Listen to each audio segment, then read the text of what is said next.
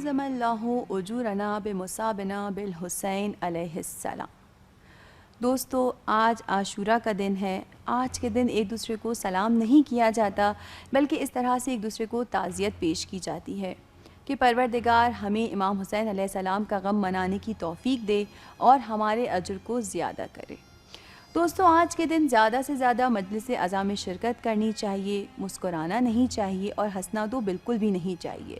کوشش کرنی چاہیے کہ زیادہ سے زیادہ اپنے وقت کو زیارت، دعا اور نماز میں مشغول رکھیں، اپنے آپ کو مشغول رکھیں، یا پھر نوحے میں مشغول رکھیں، عزاداری کریں، مجلسوں میں شرکت کریں اور دنیاوی کاموں میں کم سے کم اپنے وقت کو صرف کریں۔ دوستو، آج کا دن وہ دن ہے کہ جب امام حسین علیہ السلام کربلا میں شہید ہوئے۔ آپ نے جام شہادت نوش فرمایا، اور آپ یہ جانتے ہیں کہ امام حسین علیہ السلام کوئی پہلے سے جنگ کی تیاری تو کر کے گئے نہیں تھے، نہ ہی ان کا کوئی ارادہ تھا جنگ کرنے کا۔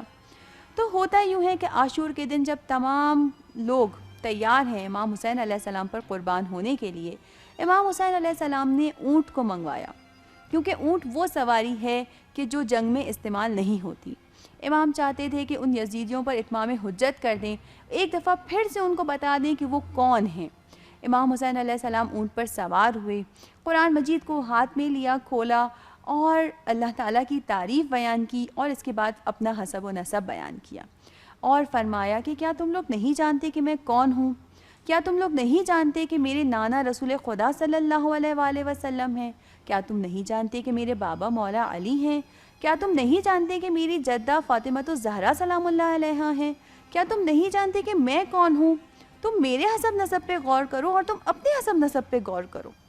بہرحال وہ یزیدی تھے۔ امام حسین علیہ السلام نے اپنا حسب نسب بتایا، اپنی فضیلتیں بیان کی، اور بچوں، آپ بھی جانتے ہیں کہ امام حسین علیہ السلام کو بہت ساری فضیلتیں حاصل ہیں۔ سب سے اہم بات جو یقیناً آپ بھی بہت دفعہ سن چکے ہوں گے کہ رسول اللہ صلی اللہ علیہ وآلہ وسلم جو سردار الانبیاء ہیں، انہوں نے امام حسین علیہ السلام کو اپنے کاندھوں پر سوار کیا۔ رسول اللہ ان کے لیے سواری بنے۔ ایک دفعہ کا ذکر ہے، ایک دفعہ یہ واقعہ پیش آیا کہ امام حسین علیہ السلام بہت چھوٹے تھے، عید کا موقع تھا۔ امام حسین علیہ السلام آتے ہیں رسول اللہ صلی اللہ علیہ وآلہ وسلم کے پاس اور کہتے ہیں کہ نانا، میرے تمام دوستوں کے پاس سواری ہے، میرے پاس سواری نہیں ہے، ہم لوگ کس پر سوار ہوں؟ رسول اللہ صلی اللہ علیہ وآلہ وسلم کہنے لگے کہ بیٹا، پریشانی کیسی؟ خود رسول اللہ سواری بنتے ہیں امام حسین کے لیے، امام حسین علیہ السلام سوار ہوتے ہیں، اور دیکھنے والے کہتے ہیں کہ کیا سواری ہے اور کیا سوار ہیں۔ یعنی یہ فضیلت ہے امام حسین علیہ السلام کی کہ آپ رسول اللہ صلی اللہ علیہ وآلہ وسلم کے دوش مبارک پر سوار ہوئے۔ اب امام حسین علیہ السلام کربلا میں وہی فضیلتیں بیان کرنے کی کوشش کر رہے ہیں یزیدیوں کے سامنے، لیکن افسوس وہ لوگ نہ سمجھ سکے۔ امام حسین علیہ السلام کی اور کیا کیا فضیلتیں ہیں جو انہوں نے بیان کی، ہم آپ کو بتائیں گے پروگرام کے اگلے حصے میں۔ فی الحال چلتے ہیں اور دیکھتے ہیں اگلا سیگمنٹ۔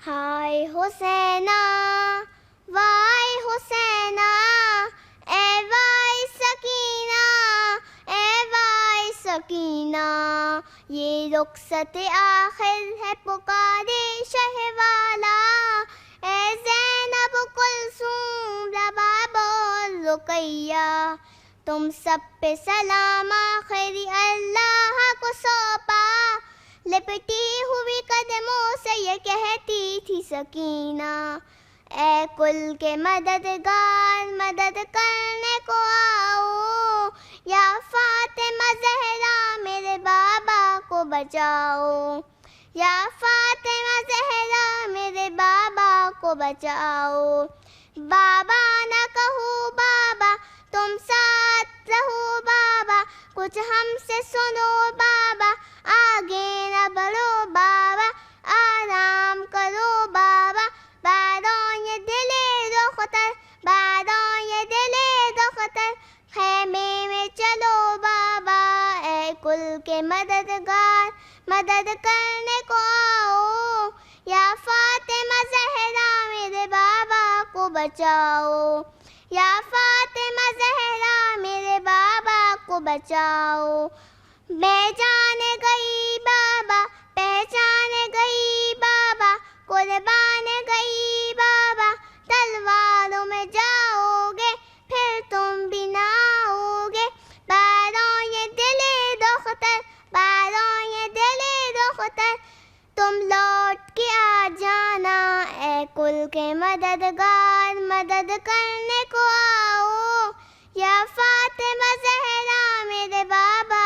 بچاؤ، یا فاطمہ زہرا میرے بابا کو بچاؤ، بابا یہ میرے بابا لازم ہے اگر جانا، یہ ہم سے کدو بادہ جب شب کا حسین ناٹا، اور میری صدا سننا باروں یہ دل دختر، باروں یہ دل دختر، تم ہم کو نہ تڑپانا، اے کل کے مددگار مدد کرنے کو آؤ، یا فاطمہ زہرا میرے بابا کو بچاؤ، یا فاطمہ زہرا میرے بابا کو بچاؤ۔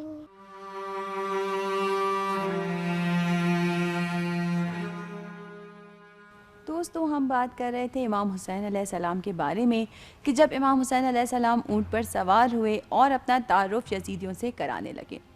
امام حسین علیہ السلام نے اپنی فضیلتیں بیان کی، جیسا کہ ایک اور واقعہ جو اکثر ہم سنتے ہیں کہ ایک دفعہ ہوتا یہ ہے کہ رسول اللہ صلی اللہ علیہ وآلہ وسلم مسجد نبوی میں ہوتے ہیں، سجدے میں جاتے ہیں، اور امام حسین علیہ السلام بہت چھوٹے ہیں، بچپن کا عالم ہے، آتے ہیں اور رسول اللہ صلی اللہ علیہ وآلہ وسلم کی پشت پر سوار ہو جاتے ہیں۔ اب رسول اللہ سجدے سے کھڑے نہیں ہوتے، کیونکہ کھڑے ہوں گے تو امام حسین علیہ السلام گر جائیں گے، سجدے کو طویل کرتے ہیں، طول دیتے ہیں، یہاں تک کہ خود امام حسین علیہ السلام اپنی مرضی سے پشت رسول پر سے اترتے ہیں، اور پھر رسول اللہ صلی اللہ علیہ وآلہ وسلم اپنا سر سجدے سے اٹھاتے ہیں اور نماز کو تمام کرتے ہیں۔ یہ بھی فضیلت ہے ظاہر امام حسین علیہ السلام کی کہ ان کی وجہ سے رسول اللہ نے اپنے سجدے کو طول دیا۔ اب مولا امام حسین علیہ السلام یہی اپنی فضیلتیں بیان کرنے کی کوشش کر رہے ہیں یزیدیوں کو کہ شاید کوئی سمجھ جائے، کسی کو سمجھ آ جائے یہ بات، کوئی جان لے، کوئی پہچان لے، لیکن کسی نے بھی اس بات کو نہیں مانا۔ جانتے سب تھے، پہچانتے نہیں تھے، ماننا نہیں تھا ان کو۔ کیوں؟ کیونکہ ان کے پیٹ مال حرام سے بھرے ہوئے تھے۔ رسول اللہ کی حدیثیں بھی بیان کی مولا امام حسین علیہ السلام نے۔ امام حسین علیہ السلام نے فرمایا کہ لوگوں کیا تم جانتے نہیں ہو کہ میں ہی وہ ہوں، میرا بھائی حسن ہی وہ ہیں جن کے بارے میں رسول اللہ نے فرمایا ہے کہ حسن اور حسین جنت کے جوانوں کے سردار ہیں۔ کیا میں نے تمہارا کوئی مال کھایا ہے؟ کیا میں نے تمہیں کوئی نقصان پہنچایا ہے؟ کیوں میرا خون لینے پہ تلے ہوئے ہو؟ کیوں میرے قتل کے در پہ ہو؟ بالآخر امام نے کافی طویل خطبہ دیا، کسی کی سمجھ میں کوئی بات نہیں آئی، کسی نے جواب نہیں دیا۔ امام حسین علیہ السلام کے بعد زہیر ابن قین آتے ہیں، تقریر کرتے ہیں، لیکن تیروں کی بارش ہوتی ہے، بالآخر وہ بھی واپس پلٹ آتے ہیں۔ اتنا بڑا یزیدی لشکر ہے، ہزاروں کی فوج ہے سامنے، کوئی ایک شخص ایسا نہیں ہے جو امام کی بات سنے اور اس پر عمل کرنے کی کوشش کرے۔ ہاں، لیکن ایک ایسا ہے جو امام کی بات سنتا ہے، اس کے دل پہ امام کی بات لگتی ہے، اور وہ چاہتا ہے کہ اب بس بہت ہو گیا، بہت غلط کر دیا، بہت کر لیا جو کرنا تھا، اب میں آؤں گا امام کی طرف، اب میں دوں گا امام کا ساتھ۔ یاد ہے آپ کو شروع میں نے کہا تھا کہ ایک دو لوگ ایسے تھے کہ جن کے دل پر اثر ہوا امام کی بات کا۔ کون تھے وہ لوگ؟ وہ تھے حضرت حر، جی ہاں وہی حر کہ جنہوں نے پہلے امام کا راستہ روکا، امام کو پانی سے دور کر دیا، پانی کو امام پر بند کر دیا، اور اس کے بعد اب وہی حر، ان کے دل میں امام کے لیے محبت پیدا ہوئی، امام کے الفاظ نے ان کے دل پر اثر کیا، اور اب وہ وہی حر پلٹ کر آئے ہیں امام کے پاس، امام سے معافی مانگتے ہیں، اپنے بیٹے کے ساتھ آتے ہیں، اپنے ہاتھوں کو جوڑتے ہوئے آتے ہیں کہ مولا مجھے معاف کر دیں گے، کیا مجھ جیسے کو بھی معافی ملے گی؟ اور مولا تو کریم ابن کریم، اولاد کریم، معاف کر دیتے ہیں حر کو۔ بلاخر حر بھی اجازت پاتے ہیں، حر اب حضرت حر بن چکے ہیں، کربلا کے شہیدوں میں اب ان کا نام آ چکا ہے، جاتے ہیں، اجازت لیتے ہیں، جنگ کرتے ہیں اور شہید ہوتے ہیں۔ اس کے بعد کیا پیش آیا واقعہ کربلا میں، ہم پروگرام کے اگلے حصے میں بیان کریں گے۔ فی الحال دیکھتے ہیں پروگرام کا اگلا سیگمنٹ، ہمارے ساتھ رہیے گا۔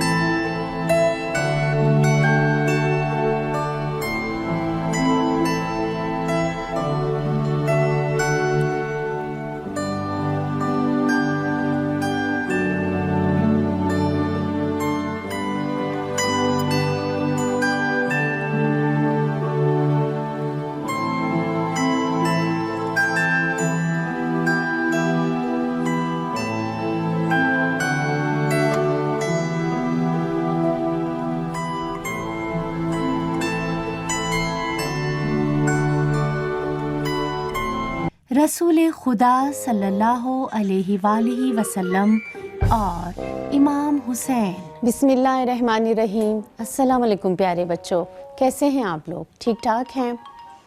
پیارے بچوں، آج بھی آپ لوگ انشاءاللہ کہ تیار ہوں گے آج کی کہانی سننے کے لیے۔ جی پیارے بچوں، آج کی کہانی کا تعلق بھی رسول خدا صلی اللہ علیہ وسلم کے ہی زمانے اور ان کے گھرانے سے ہے۔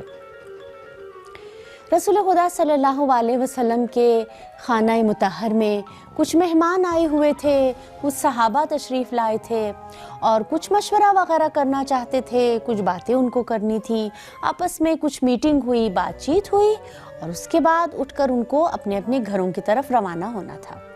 رسول خدا صلی اللہ علیہ وسلم بھی اپنی جگہ سے اٹھے اور دروازے تک تشریف لائے تاکہ اپنے مہمانوں کو خدا حافظ کہیں۔ جب آپ باہر تشریف لائے تو آپ کی نگاہ امام حسین علیہ السلام پر پڑی، جو کہ وہیں پر اپنے نانا کے گھر کے سامنے ہی اپنے دوستوں کے ساتھ، اپنے ہم عمروں کے ساتھ کھیل کود میں مشغول تھے۔ جب رسول خدا کی نظر اپنے نواسے پہ پڑی تو آپ کا چہرہ کھل اٹھا اور آپ نے چاہا کہ اپنے نواسے سے جا کے تھوڑا سا کھیل لیں۔ امام حسین علیہ السلام نے بھی جب اپنے نانا کو دیکھا تو ان کو بھی شرارت سوجی، چھوٹے سے تو تھے ہی، ان کا بھی جی چاہا کہ میرے نانا میرے ساتھ کھیلیں۔ رسول خدا نے اپنے دونوں بازو کھولے، آغوش میں اپنے نواسے کو لینا چاہا، لیکن امام حسین علیہ السلام ادھر ادھر دوڑتے جا رہے تھے۔ وہ چاہتے تھے کہ میرے نانا میرے پیچھے پیچھے آئیں اور ایک کھیل شروع ہو جائے، لیکن رسول خدا چاہتے تھے کہ اپنے نواسے کو اپنی آغوش میں لیں۔ اسی طرح صحابہ بھی کھڑے دیکھ رہے تھے یہ منظر، رسول خدا ان کے پیچھے پیچھے اور امام حسین علیہ السلام ادھر ادھر بھاگتے دوڑتے جا رہے تھے اور ہنس رہے تھے، کھلکھلا رہے تھے۔ آخرکار رسول خدا بھاگے آگے کی طرف اور تیزی سے اپنے نواسے کو آغوش میں لیا اور اسے بوسے دینے لگے اس کے لبوں، آنکھوں اور چہرے پہ۔ صحابہ یہ منظر دیکھ کے بڑے حیران بھی ہو رہے تھے، کیونکہ پیارے بچوں یہ وہ زمانہ تھا کہ جب عام طور پر والدین اپنے بچوں سے اس طرح کا پیار نہیں کیا کرتے تھے، اور کئی صحابہ کے لیے تو بالکل ہی یہ منظر عجیب تھا کہ انہوں نے کبھی بھی اپنے کئی ماشاءاللہ ان کے جو بچے ہوا کرتے تھے، کم از کم 4 5 6 سے زیادہ بچے ہوتے تھے، اور ان میں سے کسی کو بھی وہ کم از کم بوسہ نہیں دیتے تھے۔ رسول خدا صلی اللہ علیہ وسلم نے اپنے پیارے نواسے کو بوسہ دینے کے بعد ظاہر ہے کہ چھوڑ دیا، اور وہ بھی امام حسین بھی چلے گئے، اپنے ساتھیوں کے ساتھ کھیلنے لگے، ہنسنے مسکرانے لگے، اور امام رسول خدا صلی اللہ علیہ وسلم کے چہرے پہ ایسی مسکراہٹ تھی کہ جیسے آپ نے کچھ جیتا ہو، اور آپ اپنے صحابہ کی طرف آئے اور ان کے ساتھ بات چیت میں مشغول ہو گئے، اور صحابہ کے لیے یہ منظر بڑا عجیب تھا، اور وہ بھی وہاں سے خدا حافظ کر کے چل پڑے تاکہ جا کے باقی صحابہ کو آج کا جو یہ منظر انہوں نے اپنی نگاہوں سے دیکھا تھا کہ کس طرح سے رسول خدا اپنے نواسے کو بوسے دے رہے تھے، اور وہ تو خیر جانتے ہی تھے کہ رسول خدا سارے بچوں سے بے حد پیار کرتے ہیں۔ اس طرح سے بات پھیلتی چلی گئی کہ آج ہم نے یہ دیکھا ہے کہ کس طرح سے رسول خدا اپنے نواسے کے پیچھے پیچھے بھاگ رہے تھے، اور ان کو آغوش میں لینے کے لیے اور ان کو پیار کرنے کے لیے۔ تو پیارے بچوں، انشاءاللہ کہ آپ کو آج کی یہ کہانی پسند آئی ہوگی، اور میں یہاں آپ لوگوں کے لیے یہ کہنا چاہوں گی کہ آپ کی معلومات میں اضافہ تب بھی ہوگا کہ آپ خود سے بھی کچھ کہانیاں پڑھیں، اور آپ لوگوں کو چاہیے کہ آپ آئمہ کی زندگی کی کہانیاں، ان کی کتابیں خریدیں، لیں کہیں سے اور ان کو پڑھیں، اور اپنی معلومات میں، اپنی اسلامی معلومات میں اضافہ کریں۔ انشاءاللہ آپ کو ہماری یہ کہانیوں کا جو سلسلہ ہم نے شروع کیا ہے آپ لوگوں کو پسند آئے گا۔ تو پھر اگلی کہانی تک اپنی میزبان کو اجازت دیجیے۔ خدا حافظ۔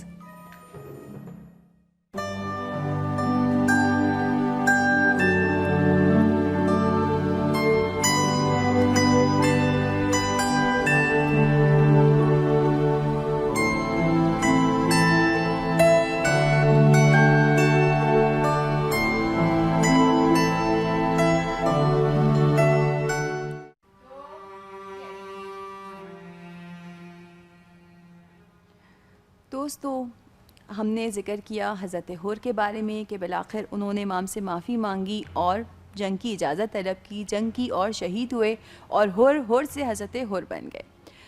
دوستو پھر بہرحال جنگ ہوئی، جو کہ آپ سب سنتے ہیں، امام کے لشکر کے سب سے پہلے شہید عمیر ابن عبداللہ کلبی اور آخری شہید خود امام مظلوم علیہ السلام، جو کہ آج کا دن جب تمام شہیدوں نے شہادت پائی اور جن پر ہم گریہ کرتے ہیں، روتے ہیں، آہ و فغاں کرتے ہیں۔ دوستو، کیا آپ جانتے ہیں کہ امام حسین علیہ السلام پر گریہ کرنے کا، رونے کا کتنا ثواب ہے؟ روایات میں ملتا ہے کہ امام مظلوم کے غم میں رو، اگر رونا نہیں آئے تو رونے جیسی شکل بناؤ، کیونکہ اگر مچھر کے پر کے برابر بھی آنسو نکلے گا تو وہ شفاعت کے لیے کافی ہوگا۔ دوستو، جب امام حسین علیہ السلام پیدا ہوئے، بلکہ ان کی پیدائش سے پہلے بھی ان پر گریہ ہوتا رہا۔ یہ ایسا نہیں کہ گریہ صرف آج ہو رہا ہے، بلکہ امام حسین علیہ السلام کی پیدائش سے پہلے بھی کئی انبیاء، حضرت نوح، حضرت ابراہیم، حضرت سلیمان، تمام انبیاء نے امام حسین علیہ السلام کے اوپر گریہ کیا، یہاں تک کہ خود پیغمبر اکرم صلی اللہ علیہ وسلم نے بھی۔ ہوتا یوں ہے دوستوں کہ جب امام حسین علیہ السلام پیدا ہوتے ہیں، رسول اللہ صلی اللہ علیہ وسلم تشریف لاتے ہیں، نومولود بچے کو رسول کی گود میں دیا جاتا ہے۔ رسول اللہ صلی اللہ علیہ وسلم دائیں کان میں اذان، بائیں کان میں اقامت دیتے ہیں اور بے اختیار گریہ کرنے لگتے ہیں۔ جناب اسماء پوچھتی ہیں کہ یا رسول اللہ، آپ گریہ کر رہے ہیں، رو رہے ہیں، یہ تو خوشی کا موقع ہے، بچہ پیدا ہوا ہے۔ رسول اللہ صلی اللہ علیہ وسلم فرماتے ہیں کہ اسماء، ایک گروہ ہوگا جو میرے بعد میرے اس بچے پر ظلم کرے گا، اس پر شدید ستم کرے گا۔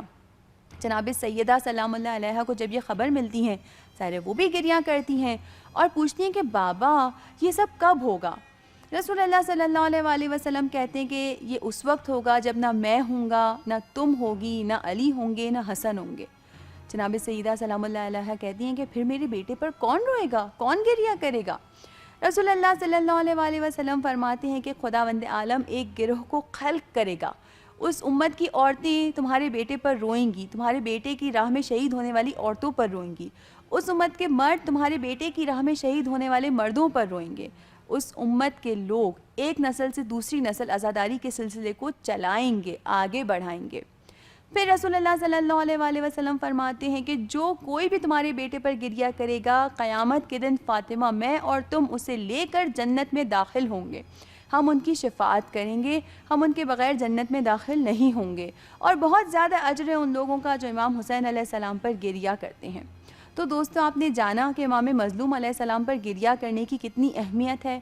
میں جانتی ہوں بچوں کے لیے بعض اوقات سننا، رونا مشکل ہوتا ہے، تو اگر آپ کو رونا نہ آئے، رونے جیسی شکل بنائیں، گریہ زاری نہ کر سکتے ہیں، خاموشی سے مجلس میں ادب سے بیٹھیں، مجلس کو سنیں، اس پر عمل کرنے کی کوشش کریں، امام کی فضیلت کو جانیں، امام مظلوم پر کتنے ظلم ہوئے ہیں اس کو جان کر جب آپ احساس کریں گے تو خود ہی آنسو آپ کی آنکھوں سے نکل آئیں گے۔ اور جیسا کہ احادیث میں وارد ہوا ہے کہ جو کوئی رونے جیسی شکل بھی بنائے گا، نہ روئے گا نہیں، اگر صرف شکل بھی بنائے گا تو بھی اسے اجر و ثواب ملے گا بہت زیادہ۔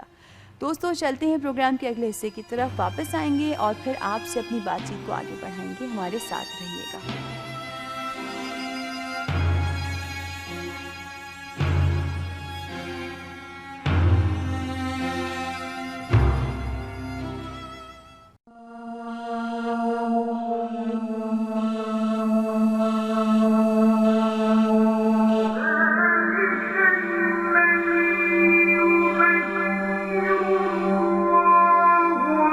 منت یا نظر حضور سرور کائنات صلی اللہ علیہ وآلہ وسلم کی حیات مبارکہ کے ایام میں آپ کے دو نور چشم یعنی امام حسن علیہ السلام اور امام حسین علیہ السلام، جو کہ ابھی بچپنے کی منازل کو طے کر رہے تھے، ایک سخت بیماری میں مبتلا ہو گئے، اور پیغمبر صلی اللہ کچھ اصحاب کے ہمراہ حسنین علیہ السلام کی عیادت کے لیے تشریف لے گئے۔ پیغمبر اکرم نے ان کی حالت اور کیفیت کو دیکھ کر حضرت علی کو حکم فرمایا کہ اپنے بیٹوں کی شفا کے لیے منت نظر مان لو تاکہ خداوند متعال ان کو صحت و سلامتی عنایت کرے۔ حضرت علی علیہ السلام نے ان کی شفا یابی کے لیے نظر مان لی کہ 3 روز متواتر روزہ رکھیں۔ ان کی پیروی کرتے ہوئے حضرت زہرا سلام اللہ علیہ، امام حسن اور امام حسین علیہ السلام، حتیٰ کہ ان کی کنیز جناب فضہ نے بھی روزہ رکھنے کی نظر مان لی۔ ابھی کچھ دیر بھی نہ گزری تھی کہ لطف خداوندی سے امام حسن اور امام حسین علیہ السلام نے شفا پائی۔ اب نظر پوری کرنے کی گھڑی آ چکی تھی، لیکن کیونکہ گھر میں کھانے کے لیے کچھ بھی نہ تھا کہ اس سے افطار فرماتے، لہٰذا امیر المومنین علی علیہ السلام نے کچھ آٹا مہیا کیا اور گھر لے آئے تاکہ حضرت زہرا سلام اللہ علیہ اس سے روٹیاں پکائیں۔ پہلا دن تمام ہوا اور وقت افطار آ پہنچا۔ اہل بیت رسول خدا نماز میں مشغول ہوئے اور نماز کی ادائیگی کے بعد دسترخوان پر تشریف لائے تاکہ افطار فرمائیں۔ 5 عدد روٹیاں اور 1 پیالہ پانی اس دسترخوان کا کل اثاثہ تھا۔ اسی اثنا میں دروازے کے پیچھے سے ایک آواز کانوں سے ٹکرائی کہ اے اہل بیت رسول خدا، میں ایک محتاج، بھوکا مسکین ہوں، اگر کھانا ہے تو مجھے شکم سیر کریں تاکہ خداوند آپ کو جنت کی نعمات سے رزق دے۔ سخاوت مندوں کے سردار امیر المومنین حضرت علی علیہ السلام نے اپنے حصے کی روٹی اس کو دے دی۔ باقی اہل خانہ نے بھی یہی عمل کیا اور اس رات سب نے پانی سے افطار کیا۔ دوسرا دن آیا، افطار کا وقت تھا۔ دوبارہ وہی دسترخوان جس پر 5 روٹیاں اور 1 پیالہ پانی۔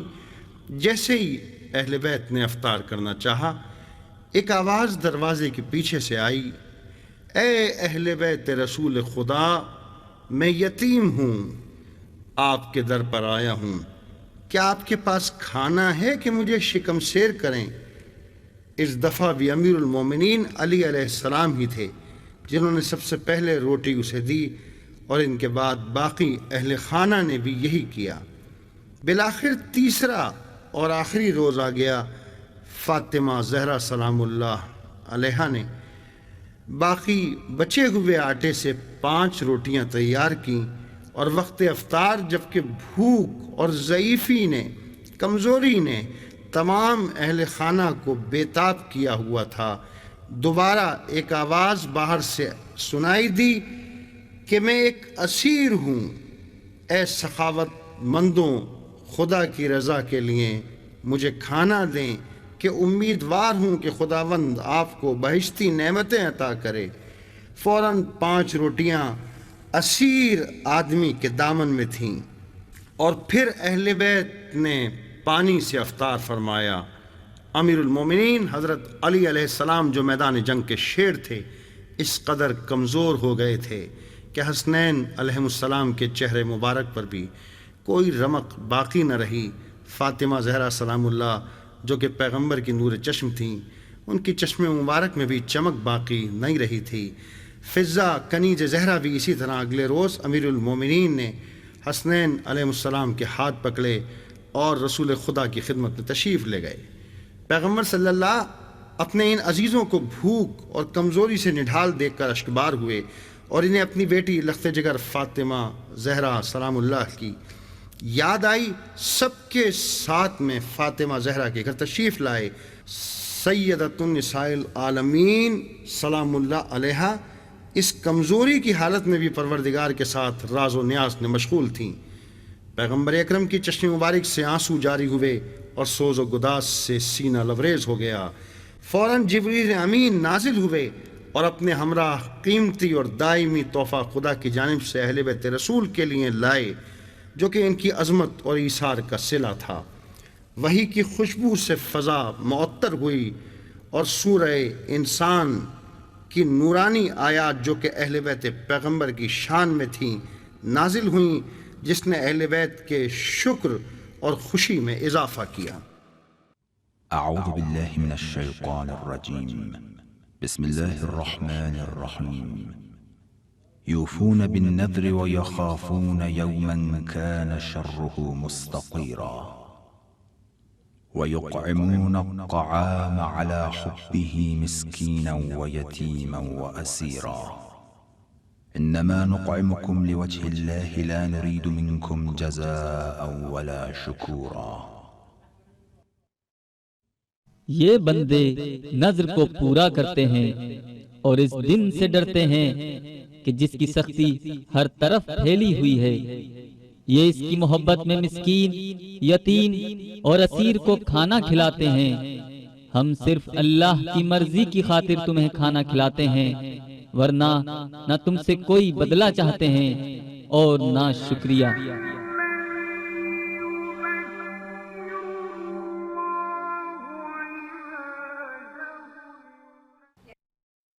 دوستو عاشورہ کے دن ہمیں کیا کرنا چاہیے؟ مجلس میں جانا چاہیے، گریہ وزاری کرنا چاہیے، رونا چاہیے، رونا نہ آئے تو رونے جیسی شکل بنانی چاہیے، امام کی فضیلتوں کو جاننا چاہیے، امام کے ذکر میں مشغول رہنا چاہیے۔ آپ نے عاشورہ کے دن کو کیسے گزارا؟ آپ کہاں گئے تھے؟ کن مجلسوں میں گئے تھے؟ کیا سنا آپ نے؟ ہمیں بتائیے گا ہمارے ای میل ایڈریس کے ذریعے roshn@sehertv.ir ضرور ای میل کیجیے گا، ہمیں آپ کی ای میل کا رہے گا انتظار۔